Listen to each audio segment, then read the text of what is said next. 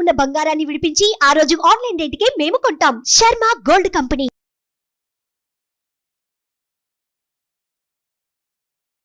నమస్తే, welcome to Suman TV. నేను మీ యామ్ని. ప్రస్తుతం మనతో ఉన్నారు ప్రముఖ ఆధ్యాత్మికవేత్త డాక్టర్ అనంతలక్ష్మి గారు ఉన్నారు. అమ్మని అడిగి మనకున్న సందేహాన్ని అడిగి తెలుసుకుందాం. నమస్తే అమ్మ. నమస్తే తల్లి. అమ్మ, మనకి శ్రీ పంచమి వస్తుంది కదమ్మా. అవునమ్మా. అంటే ఇప్పుడు సరస్వతీదేవి అమ్మవారు పుట్టినరోజు ఆ రోజు అసలు ఏంటమ్మా తెలియచేయండి. అసలు మనకి దేవి భాగవతం, బ్రహ్మవైవర్త పురాణం ఈ రెండింటిలోనూ కూడా మూలమైనటువంటి శక్తుల యొక్క ఆవిర్భావాన్ని వర్ణించేటప్పుడు 5 మూల శక్తుల గురించి చెప్తారు. అందులో సరస్వతీదేవి గురించి కూడా ఉన్నది. ఆ సరస్వతి ఈనాడు ఆవిర్భవించింది, మాఘ శుద్ధ పంచమి నాడు ఆవిర్భవించింది అని చెప్పి అందులో ఉంది. దాని ప్రకారం మాఘశుద్ధ పంచమిని సరస్వతీదేవి పుట్టినటువంటి రోజుగా మనం పరిగణించి దానికి శ్రీ పంచమి అన్న పేరుతో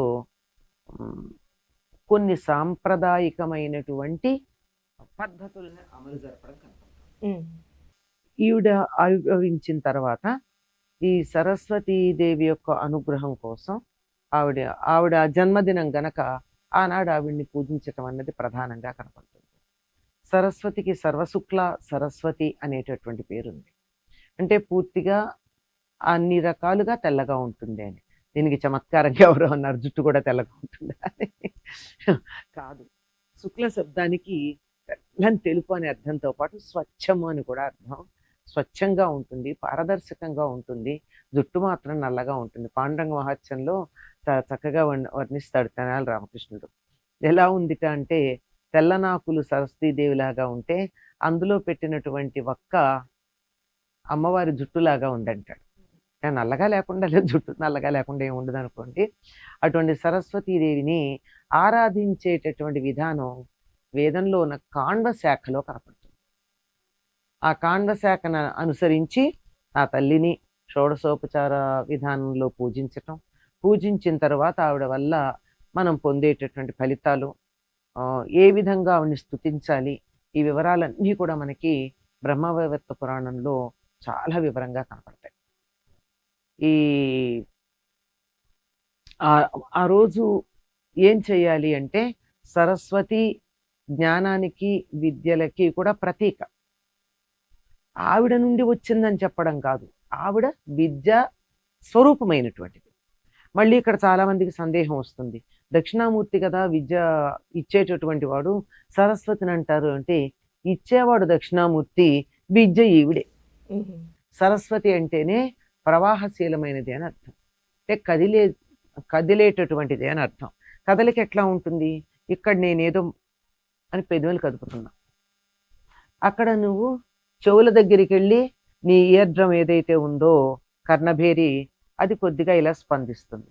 ఇక్కడి నుంచి అక్కడికి ఎలా వచ్చింది శబ్దం మీరు చెప్తూ ఉంటే అది మనకి ఎలా వచ్చింది, దారిలో ఏముంది, కాలం ఏమన్నా ఉందా, తీగ ఏమన్నా ఉందా, ఏం లేదు కదా. కనపడకుండా ఇలా అలల మీద, వాయు తరంగాల మీద తరంగంగా లేచి వచ్చింది. ఇలా ప్రవహిస్తుంది గనక భాషకి సరస్వతి అని పేరు. అందుకే మన వాళ్ళు సరస్వతి నది కనపడదు, అంతర్వాహినిగా ఉంది అని చెప్తారు కదా. కారణం అదే. ఈ ఒడ్డు గంగ, ఆ ఒడ్డు యమున, మధ్యలో సరస్వతి ప్రవహించింది. ఎట్లా ప్రవహించింది, కంటికి కనపడదు, ప్రవాహం అయితే ఉంది. అలా ఉండేటటువంటి విద్యాస్వరూపిణి అయినటువంటిది సరస్వతీదేవి. అటువంటి సరస్వతి సర్వశుక్ల అన్నాం కదా, ఆవిడకి అన్ని తెల్లని ఇష్టం. ఈనాడు ఎవరైతే కొత్తగా విద్యాభ్యాసం ప్రారంభించుకుంటారో, చాలామంది ఈనాడే మొదలు పెడతారు అక్షరాభ్యాసం చేసుకోవడం, ఎందుకంటే చదువు బాగా వస్తుంది అని. లేదంటే ఇంతకు ముందే అక్షరాభ్యాసాలు అయిపోయి ఇవాళ ఏదైనా నేను కొత్త పని మొదలు పెడుతున్నాను, ఏదో పుస్తకం రాయాలనుకుంటున్నాను, కొత్త పరీక్షకు వెళ్ళాలనుకుంటున్నాను, ఇలాంటిది ఏమైనా ఉంటాయి కదా, వీటికి కావలసినటువంటిది కూడా ఆ రోజు ప్రారంభించుకోవచ్చు. అలానే ఇప్పుడు అమ్మ దసరా నవరాత్రులప్పుడు కూడా మూలా నక్షత్రం వస్తుంది. ఆ రోజు సరస్వతీదేవి అమ్మవారి అలంకరణ చేస్తారు కదా, ఆ రోజు పుట్టినరోజు అంటారు కదమ్మా. మీరు చక్కగా చెప్పారు కదా, అలంకరణ అని చెప్తారు. సరస్వతిగా ఆవిడ అవతరించింది ఆ రోజు. అంటే ఒకే ఒక మూలశక్తి ఎటువంటి రాక్షసుని సంహరించడానికి ఎటువంటి లక్షణాలతో రావాలో అటువంటి లక్షణాలతో ఆ రోజు శుంభనిశుంభుల సంహారం కోసం వాళ్ళు వాక్కుతో తప్ప జయించబడరు గనక వాగ్రూపంగా ఆ రోజు అవతరించింది. సరస్వతి అంటే వాగ్రూపమే, మాటలతోనే జయించింది శుంభనిశుంభుల్ని ఆవిడ. ఏం లేదు, మిమ్మల్ని మీలో ఎవరో ఒకళ్ళని పెళ్లి చేసుకోవడానికి నాకేం అభ్యంతరం లేదు, కానీ చిన్నప్పుడు నేను నా చెలికత్తెలతో ఆటలాడుతూ అనవసరంగా పొరపాటున బాల్యచాపంలయం వల్ల ఒక చిన్న పందెం కట్టాను వాళ్ళతో. ఎవరైతే నన్ను యుద్ధంలో గెలుస్తారో వాడిని మాత్రమే పెళ్లి చేసుకుంటానని. కనుక ఏముంది, నేను స్త్రీ మాత్రమే కదా, వచ్చి నాతో యుద్ధం చేయమను, గెలిచేస్తాడు, అప్పుడు పెళ్లి చేసుకుంటాను. అంటే మాటలతో యుద్ధం తెచ్చుకుని ఆ యుద్ధం ద్వారా వాడిని సంహరించింది. అది కూడా వాగ్రూపం. అందుకని అక్కడ ఆ రోజున ఆవిడది సరస్వతి అవతారంగా మనకు చెప్పడం జరిగింది. ఇక్కడ మొట్టమొదట పంచ శక్తులు ఆవిర్భవించినప్పుడు ఆ శక్తుల ఆవిర్భావంలో ప్రధానంగా సరస్వతీదేవి మొట్టమొదట ఆవిర్భవించినటువంటిది మాఘ శుద్ధ పంచమి. ఈవిడికి తెలుపు ఇష్టం అనుకున్నాం కదా, ఎవరైతే ఇలా కొత్త పనులు చేయాలనుకున్నారో వాళ్ళందరూ ఆ రోజు అభ్యంగన స్నానం చేసి సరస్వతీదేవిని కాణ్వ శాఖలు చెప్పినటువంటి విధానంలో షోడశోపచార పూజా విధానంగా పూజించి ఆవిడికి నివేదనలు అన్ని తెల్లనివే పెట్టాలి. పుష్పాలు కూడా తెల్లని ఇష్టం ఆవిడికి. తెల్లని వస్త్రాలు ధరిస్తుంది, ఎందుకంటే జ్ఞానం ఎప్పుడు స్వచ్ఛంగా ఉంటుంది, మాలిన్యం ఉండదు జ్ఞానంలో. కనుక తెల్లని అరటిపళ్ళు, కొబ్బరి, అటుకులు, వడపప్పు, పానకం, ఇవన్నీ తెల్లగా ఉండేవే కదా. పాలు, ఇవన్నీ చెరుకు గడలు. చెరుకు గడ పైన రంగున్న లోపల తినే భాగం తెల్లగానే ఉంటుంది. ఇవన్నీ సమర్పించి, ఇంకా అన్నీ తెల్లని కాదులేమో, మామిడి పండు కొంచెం త్వరగా వచ్చింది పెడతానంటే ఆవిడ ఏమనదు. ఆవిడ ఇష్టమైన ముందు పెడతాం, లేదు మనకు అందుబాటులో ఉన్నవన్నీ కూడా ఆవిడకి నివేదన చేయొచ్చు. ఏదైనా వండి పెట్టాలి అంటే మాత్రం తప్పనిసరిగా వండవలసింది ఏమిటంటే ఆవు పాలలో బియ్యం ఉడికించి బెల్లం వేసి తగినంత నెయ్యి వేసి పాయసం చేసి నైవేద్యం పెట్టాలి. క్షీరాన్నం గేదె పాలు కాదు, జెర్సీ ఆవు పాలు కాదు, మన దేశీయమైనటువంటి ఆవు పాలు. ఏ ఆవులైతే సౌరశక్తిని నేరుగా తమకున్నటువంటి మూపురాల ద్వారా గ్రహించి అది పాలల్లో రంగరించి మనకు అందిస్తాయో అటువంటి దేశీ ఆవుల యొక్క పాలు. ఆ పాలతో పరమాన్నం ఉండి బెల్లంనే వేయాలి తీపికి, అందులో పంచదార వేయకూడదు. పంచదార అసలు దేవుడికి నివేదన చేసే పదార్థాలు దేంట్లోనూ వేయరు.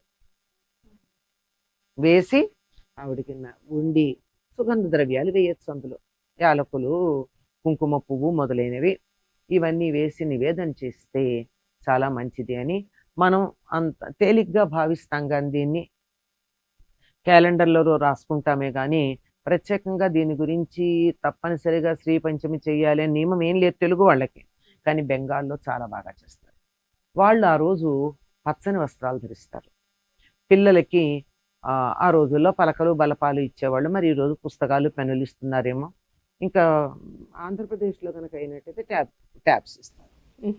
పుస్తకాలు పలకలు అవన్నీ చాలా పాతకాలం కదా, మనం చాలా చాలా చాలా ముందుకున్నాం గనక, అడ్వాన్స్డ్గా ఉన్నాం గనక, అభ్యుదయంలో ఉన్నాం గనక కాగితాలు కళాలు కూడా పాతకాలం మా తరం వాళ్ళు వాడాల్సినవి కనుక, మీ తరం వాళ్ళు వాడాల్సినవి ట్యాబ్లెట్స్ కనుక ట్యాబ్లెట్సే ఇస్తారు.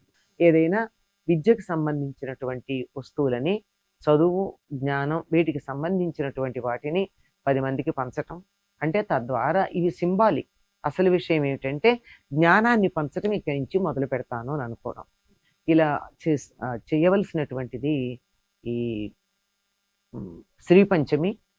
ఇదే బ్రహ్మవైవర్త పురాణంలో సర్వ విజయము అనుకుంటా ఒక కవచం ఉంది, సరస్వతీదేవి కవచం, అలాంటి పేరే ఉంటుంది దానికి. అటువంటి కవచం ఉందంటే నోట్లో నాలిక ఉన్నవాడు అంటారు మన వాళ్ళు. నాలిక అంటే అర్థం ఏమిటి? తినడానికి కాదు, మాట్లాడడానికి.